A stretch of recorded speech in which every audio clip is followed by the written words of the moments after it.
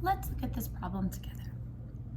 A first grade teacher stacks boxes of pencils in an array on the shelf. Each box contains 17 pencils. Write and solve an equation to find the total number of pencils in the boxes. So remember, an array is an arrangement of objects in columns and rows. So that is what we have here. So remember, first we want to count the number of columns. So let's look. We have 1, 2, 3 columns.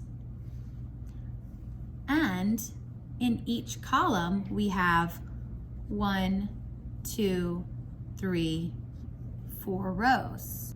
So now we will multiply in order to find out the total number of boxes that we have in our array. So we have 3 columns and 4 rows. And so we're going to multiply 3 times 4, and that gives us 12. Now, we are not done because look here. Each box has 17 pencils. We want to find the total number of pencils in the boxes. So this equation here tells us the total number of boxes. Next, we're going to have to determine the total number of pencils.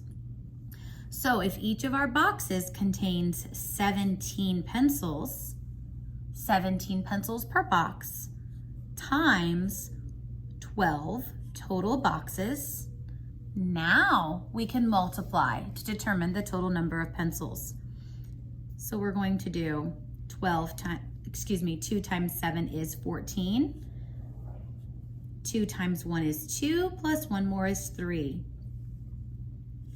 We're done with this 2, so we're going to cross it out and put our placeholder 0. And now we're going to multiply our tens place.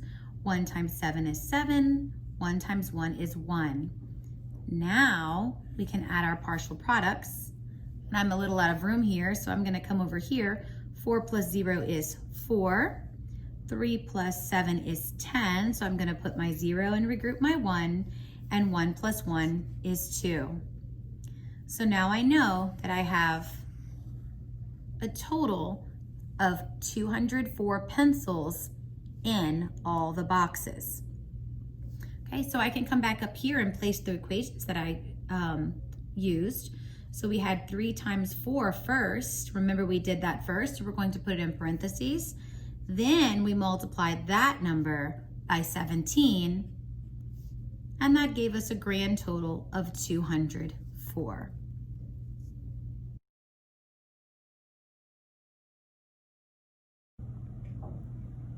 Okay, next we're going to look at a problem using an area model. Jane's bedroom is 15 feet long and 12 feet wide. She draws this area model to represent the floor of her room. Which equation represents the product shown in Jane's model? So remember, in order to find an equation in an area model, we first can add up the numbers that we see across the top of the area model. So 10 plus 5 equals 15. And then we can add up the numbers that we see along the side of the area model. 10 plus 2 is 12. These two numbers now become the factors in my multiplication equation. So I can say 15 times 12, or I can say 12 times 15. Now, I don't have an answer yet. This is actually only an expression, remember, because there's no equal sign. So let's come down here to my answer choices because I want to eliminate some possibilities first. So if I know that my two factors are 12 and 15, which answers can I eliminate? Yes, A cannot be the answer because 105 and 102 are not our factors. And you're correct. C can also be eliminated because it has two 12s as the factors. It does not have our factor 15. So we're left with B and D. Remember, in multiplication, it does not matter the order of our factors. We're going to get the same product. So our answers could be B, 12 times 15, or our answer could be D, 15 times 12. What's going to determine it is going to be the product. So if you recall, in an area model, in order to find our product, we have to add up all of our base 10 blocks in our area model. Who remembers what the big square flat represents? Yes, very good. It is 100. What about these little lines here, or these rods? What do those represent? You're correct. They are each worth 10. So let's write 10 in each of those bars. And what about these tiny little squares or cubes or units down here? What are they? Very good. They are worth 1 each. So I'm going to put a 1 in each of those boxes. Now we can take all of these and add them up, and that's going to give us our product. So let's see, we have 1 100.